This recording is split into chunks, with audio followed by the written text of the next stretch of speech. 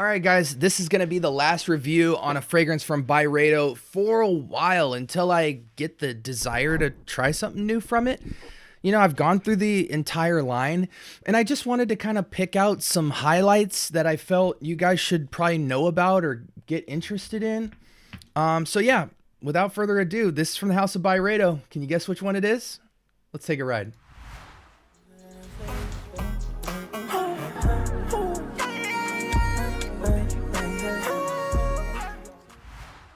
All right, welcome to the Scent Bubble. I am your host for the late evening.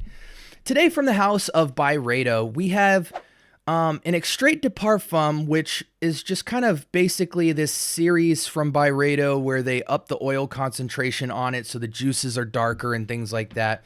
But this is Vanille Antique. And it's a very dark juice in the fragrance.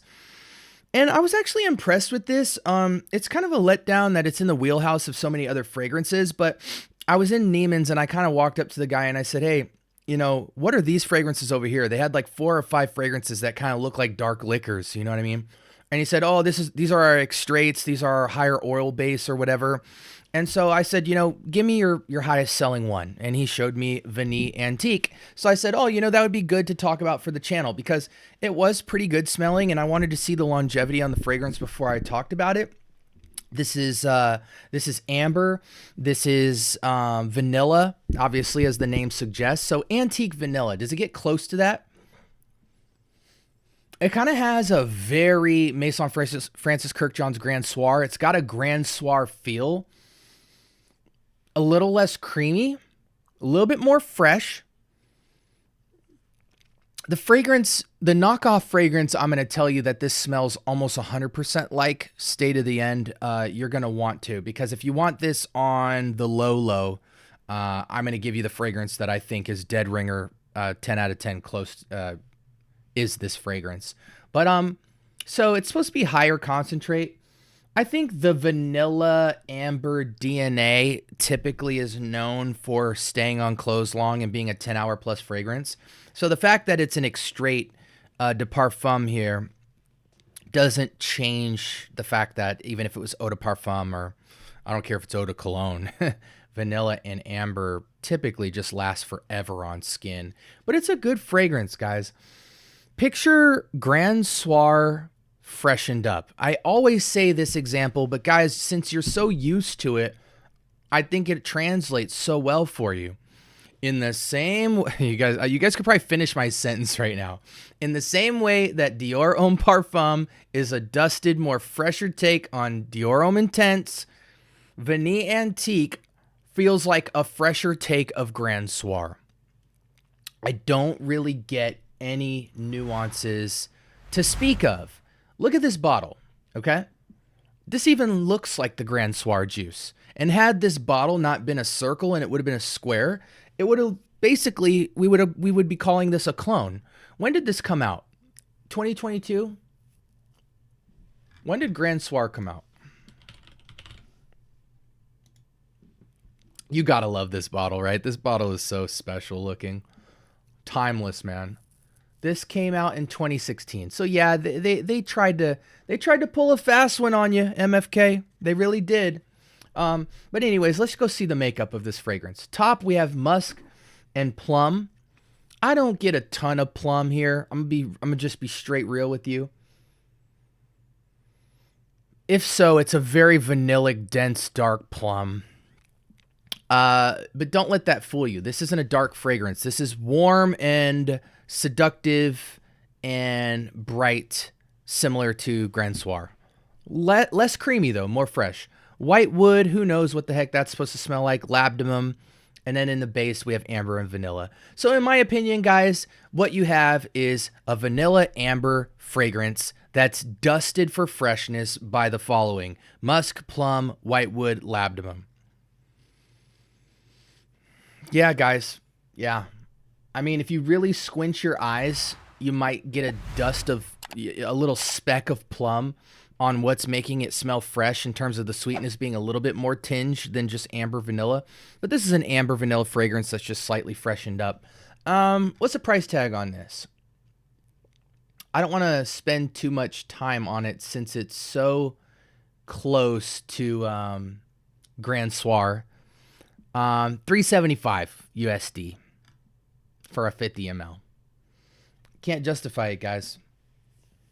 I don't even think this is a preference. You guys know that I will try to give a fragrance the benefit of the doubt, see it from the other side.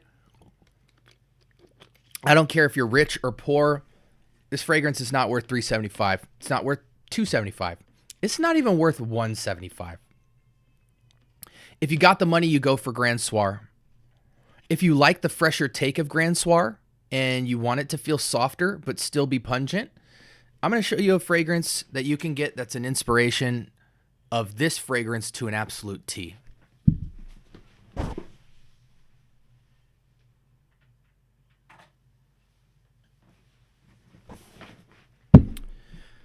All right, this is the part of the video where if you only like designer and niche, you turn it off. Because now we're going to talk about clones and inspirations. This is Lattafa's Eternal Oud. No, this is not Harry Potter's vintage wand. This smells exactly like Vanille Antique. I'm going to be straight real with you. And in some ways, it smells better. Just tiny. Tiny. They're almost identical. Dusted, fresh take on Grand Soir. We call this the Grand Soir clone, the closest Grand Soir clone. No Dun Soir is not closer to it than this. But yeah, it's close. And yeah, there's nothing else to be said. This is Vanille Antique in a bottle. I've always thought that this was like 90% close to Grand Soir, and the 10% is just the fact that it's more of a dusty, fresh take. And that's exactly what Vanille Antique is. So you can get this for $20 to $30, 100 ml, and call it a day if you're even mildly interested in this fragrance from Byredo. Cold weather fragrance. I think if it's indoors, you can make a case for any season, any reason. A fragrance like this, I feel, is at least 25 and up. It feels grown. It feels like a youthful grown. Date night or nightlife is the occasion. And I do think it's unisex. I think it's perfectly unisex. Sprays of this, I think 4 or 5 sprays is going to get you through the entire day. And yeah, I don't think there's anything else to speak of. I wouldn't recommend any other alternatives, to be honest with you. I think Eternal Oud does a fine job cloning this perfectly. And I don't even think they had this fragrance in mind. I think they had Grand Soir in their sights when they cloned it, but it's just too fresh to be exactly one-to-one Grand Soir. But if you're in that DNA and you need something affordable, Eternal Oud is a fantastic option. And yeah, so this was Byredo's Vanille Antique Extrait de Parfum. And it's a higher oil concentration, but to me, as a fragrance, I give it about an 8 or a 9 out of 10.